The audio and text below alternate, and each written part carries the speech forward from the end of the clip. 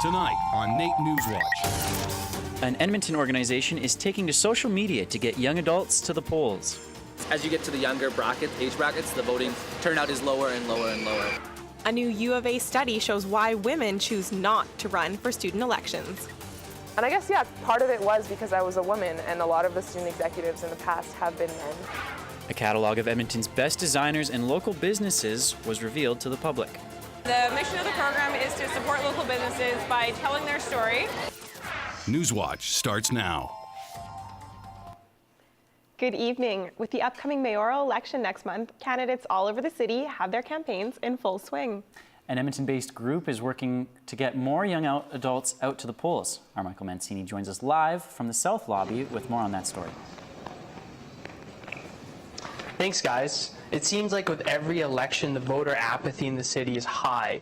A group, YEGNation, is looking to change that by using social media as a campaign tool. We went out on the streets and interviewed some of the candidates. That's not right. You guys are so, insane. After seeing firsthand the low voter turnout from young adults during the last election, Austin Knopp and Haroon Ahmed decided they wanted to create something that might help change that. Their website, YEGNation.com, is full of locally shot content meant to engage young adults with the election by interviewing as many running candidates as possible. This is it. This is how we get people involved. You know, young people, they want to go on the internet. They want to find the information really quick, really easy. And there was no website that was really, giving us interviews so that we could really get to know the candidates. And I thought that this is something that's really worthwhile. Candidates like Ruben Avalana recognize the importance of encouraging young people to get involved in local politics and what the best way is to do it. By going online and making sure that it's somewhere where our youth have easy access to it. Incumbent candidate Bev Esslinger agrees that the young vote is absolutely essential. We're one of the youngest cities in Canada, so we know we have a lot of young adults. We know that they have a voice. With all the efforts to make the election more accessible to young adults, will it actually have an impact here at NAIT? Are young people planning to vote? I'm not too sure. I haven't really looked into it. Okay. Well, I don't really know enough information about the elections right now. I usually just focus on school. Yeah, just lack information, and I don't really know the candidate, so it's no point in giving a vote that's not counted. I'm not sure. The more I'm informed about it, the depends on if I'll vote or not. I feel like us millennials, since we just graduated from high school, we've already learned everything from politics, and I think that we have a better say in what we should get from our government. So most of the students that I talked to said the main reason they weren't going to vote was due to the lack of information on these candidates. Michael, do we know how many young adults voted in the last civic election? Well, the city doesn't have the exact statistics for young adults, but we do know that in 2013, when the last civic election was held, statistics showed overall your turnout was 33%, and the majority of those voters were 55 or over. Michael, why are we seeing such low numbers in voter turnout? Well, the guys from YEGNation told us that studies show if you go vote on your first election, there's an 80% chance that you will become a lifetime voter, whereas if you don't vote the first time, you're most likely never going to vote at all. All right, thanks, Michael. That's Michael Mancini reporting live from the South Lobby. You're watching NAIT NewsWatch, the next generation of news. With 13 people running for mayor in Edmonton, they're all trying to get their unique message out to the public. Bring that forward. We're not going to happen. A forum was held at the Shaw Conference Centre this week for the upcoming election. This forum was part of a string of events happening over the next few weeks that will let people understand what their candidates are all about. I think it's a big challenge, and I definitely look forward to Election Day, and I feel that with this many candidates, it shows that there's many sectors of the city that are unhappy with the current situation. Voters are being encouraged to come out to these events in order to educate themselves on the various platforms each candidate has. For more information on these events, visit the City of Edmonton's website. Women are showing just as much interest as men in running for student elections. But a recent study is showing reasons why women are still choosing not to run for higher positions, despite the high interest being shown. Our Marianne Maravilla joins us from the University of Alberta. That's right, story. Jamie and Joe. The University of Alberta has just released a recent study proving that women and members of minority are less confident to run for an executive position than men. According to the study, women feel like they lack confidence, time, and knowledge to run for such a high position in the student union. I was told by a lot of my friends to run, but I didn't. Navneet Gida is just one of many women on campus that's shown interest in running for the Students' Union, but she is fearful of being underqualified because of her age and gender. Not feeling like I was enough for the role because I was young. And I guess, yeah, part of it was because I was a woman, and a lot of the student executives in the past have been men. Navneet is not alone in feeling the pressures of being a woman in running for an executive seat. The university started a research after noticing the absence of women in the executive council from 2010 to 2014. Research analyst Shane Scott says that women not being elected is in fact not the issue. When women do run, they are just as likely as men to win. So the issue isn't that women aren't being elected, it's just that women aren't running. The Students' Union developed a new program called Stride, where women meet up and work through a variety of workshops that can improve their skill sets and confidence in running for office. Navneet finds this strategy effective and very helpful for women who are afraid of taking the next step, like herself. I try to seek out other women to kind of like be that mentor for me and share their experiences with me and like their tips and tricks and stuff like that. This trend is showing at a number of universities across Canada, including the University of Calgary and the University of Regina. They hope that the study will spark conversation and will motivate other institutions to conduct their own studies. Back to you guys. Thank you. That's our Marianne Maravilla reporting from the University of Alberta. Although it may still feel like summer outside, winter is fast approaching, and so is flu season. Last season, more than 1,600 Albertans who had influenza were hospitalized. Medical officials Dr. Dina Hinshaw along with Dr. Gary Preddy expressed how serious the flu can be and how getting immunized reduces your risk of influenza by 40%. For this season, one type of vaccine will be available for Albertans at the immunization clinics, pharmacies, and doctors' offices. This vaccine, called Fluzone, is an injectable vaccine, which means it's given with a needle. Nasal spray will not be provided by AHS since they found that injectable vaccine is just as good and can accommodate more people. As of Monday, October 23rd, the flu shot will be available to Albertans aged 6 months and older. A new drill rig operator program is launching in January at NAIT, and it may not be what you think. Contrary to what you might assume, the new program has nothing to do with the oil field. It actually focuses on the drilling for residential and commercial structures. The program will consist of 9 online courses and over 1,500 hours of job experience. There are currently 400 drill rig operators in Western Canada, and this is the first program of its kind. Contractors are hoping the program raises work standards in the industry, as well as eliminate risks that come with untrained staff. The program starts in January 2018. NAIT's first Emergency Preparedness and Safety Week kicked off this Monday. Paramedics, police officers, and other safety programs attended the Safety Week trade show to talk with students about being safe both on and off of campus. Keep an eye out for the situations where you think or potentially know there's going to be a bad thing, could happen, may happen, something like that. Then you know what, maybe you won't put yourself in that situation, or you'll foresee it coming, or you'll get that little spidey sense in your gut that says, you know what, maybe I shouldn't be here.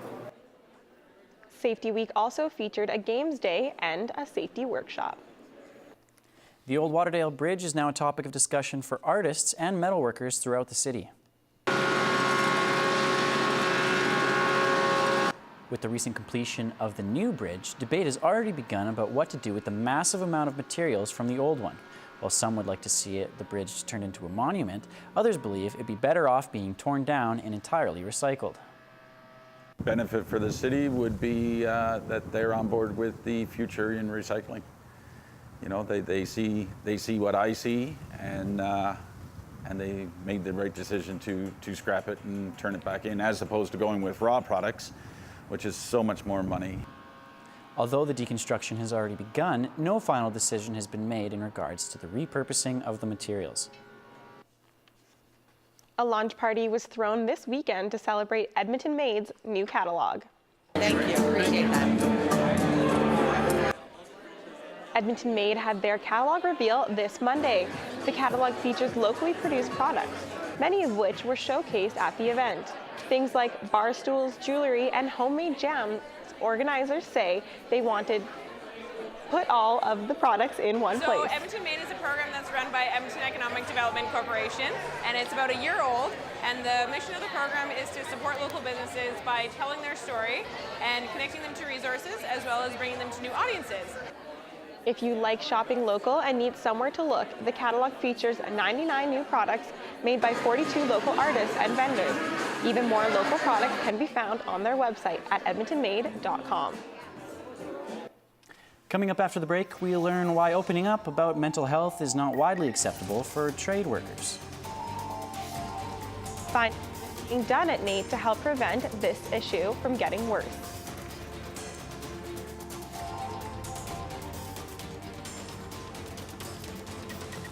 The third most common group is farmers. The second most common group is students. And the most common group is people in trades and industry. We've been having some warm weather this fall, but as we approach October, we are expecting some cooler temperatures and even some snow. I got all that and more coming up in weather.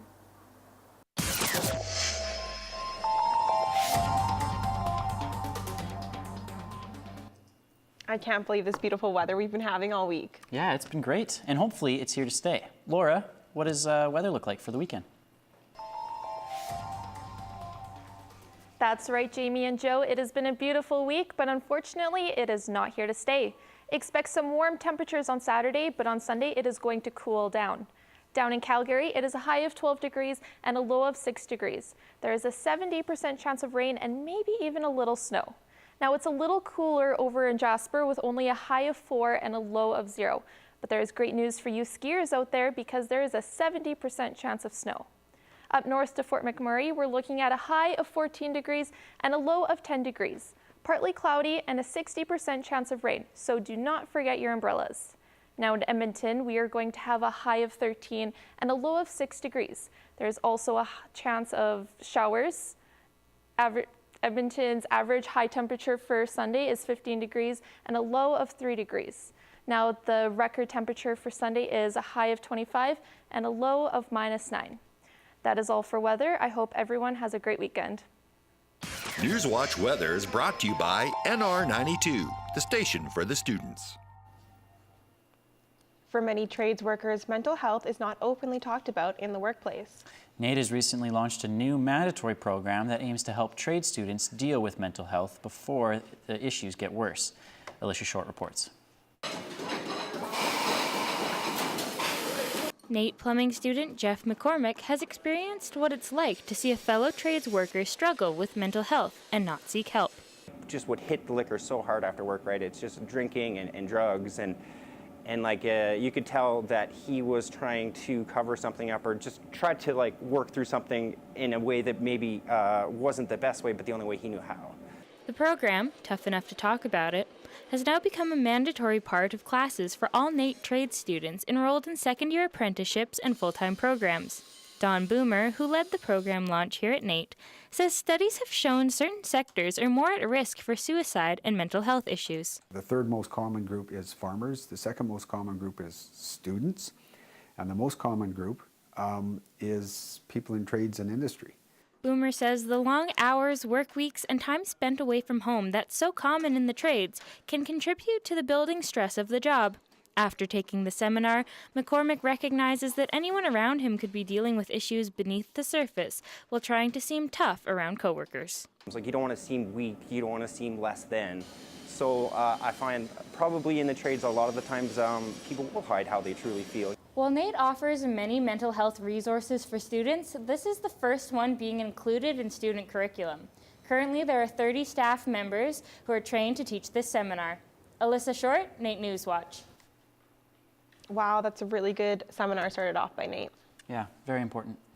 Now over to sports, where it's been quite the busy week. And I heard the Eskimos are back. Yes, they are. The Eskimos are fresh off of a bye-week break and are ready to play the Bombers. I also took in an FC Edmonton practice, but before I get to those stories, the Ukes women's hockey team is in Ontario for some preseason play.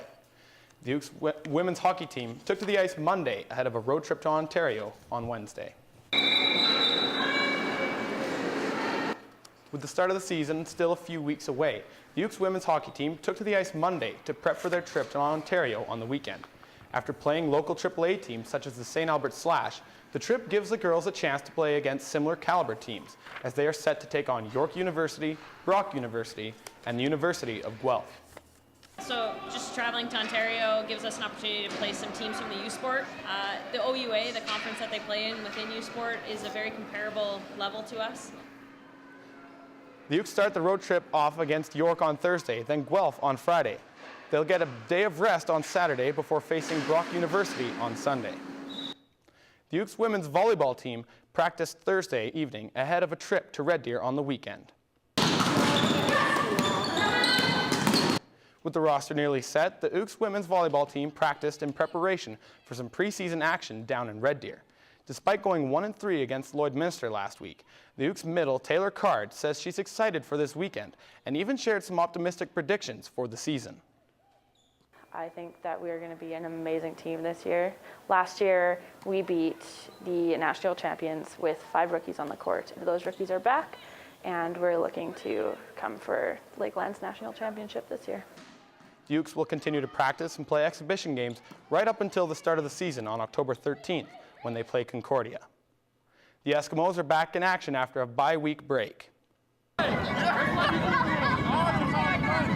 Week 14 of the CFL saw the Eskimos take a much-needed rest from play during their bye week. The players still practiced and took to the field, but the break from league play will have hopefully given the Eskies time to recharge. After losing 5 players to injuries, quarterback Mike Riley hopes the week off has helped his teammates refocus for Saturday. It seemed like the bye came at a good time, not just because we apparently got snow here in Edmonton while we were gone. Don't let this sunshine fool you right now, but I think it was a good time for us to get, additionally more healthy than we have been in the past. But the Eskimos hope to snap a 5-game losing streak this Saturday as they take on the Winnipeg Blue Bombers. FC Edmonton was on the pitch for practice Wednesday morning, preparing for Sunday's match against the San Francisco Deltas. After falling short of a comeback last Sunday when they lost 2-1 to the Deltas, the Eddies are looking for redemption. While satisfied with the second-half push his team made last Sunday, head coach Colin Miller says his team needs to bring that intensity right from the kickoff if they're to emerge victorious this weekend against San Francisco. What we've seen this morning in training, that energy seems to have been restored. What we need to do is now carry this through until the first whistle of the game, rather than the whistle that starts the second half. The Eddies are back at home Sunday night, where they hope to avenge last weekend's loss. Kickoff is at 2 p.m. Mountain Standard Time. Well, I hope the Ukes don't have bus legs from all that traveling. I'm sure they'll be more than ready for all those Ontario teams. Yeah, I feel like they'll be more than prepared to take them on and come back with some wins. Coming up after the break, we lend a helping hand. Jamie and I headed over to the Hope Mission to help prepare for breakfast.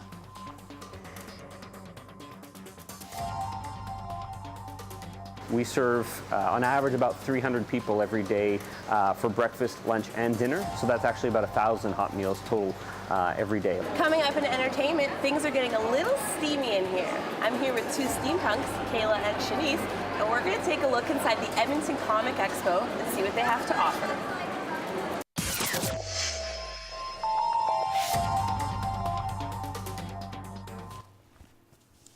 This week in our community, we went to the Hope Mission to help make breakfast.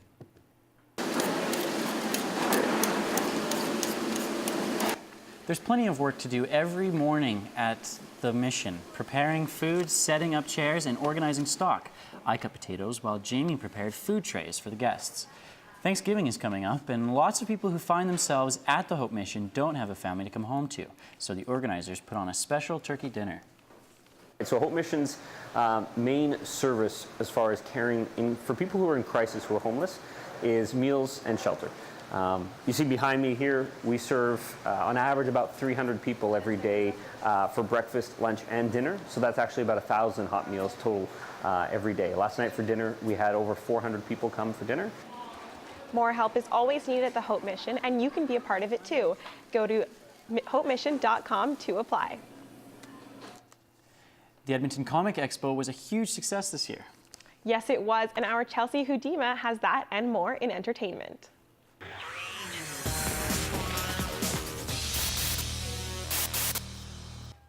Edmonton's 31st International Film Festival launched this week.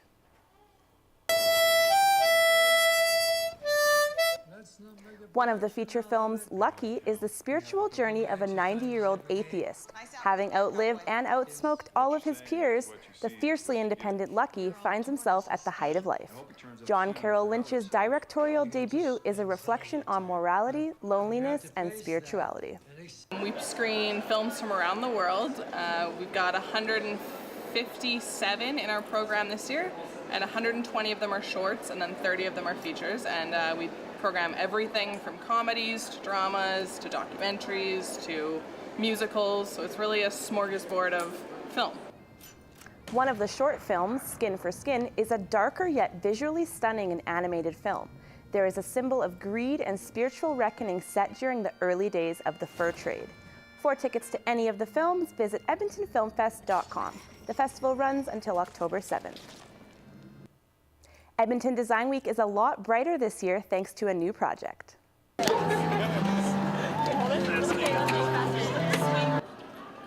Nuit Blanche, meaning all-nighter, is an outdoor art festival with two main installations called Impulse and Loop. Impulse is the seesaws that light up and release sounds while being ridden. Loop works by sitting in the cylinder and using a pump to bring music and fairy tale images to life. It's a ton of fun. We've been getting record attendance. So if you come down at 8, 9, or 10 o'clock, you will definitely be joining a crowd of parents and children and grandparents all here enjoying the seesaws, Impulse, and Loop. The event is free to attend and available 24 hours. The final day to visit the playground is October 2nd. An up-to-date version of a classic Shakespeare play is now playing at the Citadel Theatre. I am Juliet. Let's carry on with the scene. A must-see play that appeals to the current generation, Shakespeare in Love uses some text from the classic Romeo and Juliet. The story is a combination of actors and outcasts coming together to defy all odds and create something beautiful. I think that the story is so charming and beautiful and funny that you don't have to have a familiarity with Shakespeare to want to come see this play. I think there's rewards in it for any level of familiarity with Shakespeare, and if it's none at all, then that's perfect because it's a really fun, it's just a fun story. The idea of coming together as a community to make room for each other is sort of at the heart of this. I mean, it's a love story and it's a comedy and it's a ton of fun, but it also really just speaks to my goal to really connect the Citadel with our community and with our audience. Whether you're a romantic or a cynic, this play is sure to make you laugh and cry. For showtimes and tickets, visit www.citadeltheatre.com. The show will run until October 8th. Well, the Expo Center was a buzz of excitement this weekend as they hosted the Edmonton Comic and Entertainment Expo. I hope everybody's enjoying themselves. The annual 3-day convention is an opportunity to showcase your inner nerd. The Comic Expo provides a place for fans from every corner to gather and celebrate what makes them geeky in a fun and positive environment.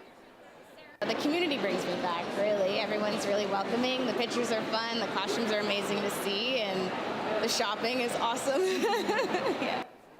Hundreds of people dress up in costumes as their favorite character or parade around the expo in iconic group costumes. The halls were packed with people, from panels to autographs and pictures with popular stars, along with plenty of shopping and even a spot for tattoos. Year after year, the expo exceeds its expectations. Well, that's all I have for you in entertainment. Enjoy your weekend.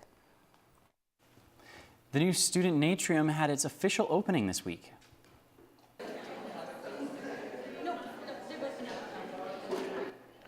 Staff, students, and NAIT alumni celebrated the newly improved Natrium. Even the new therapy dog, Dobby, had a chance to view the new digs. A free lunch was also provided by the Nest for all attendees.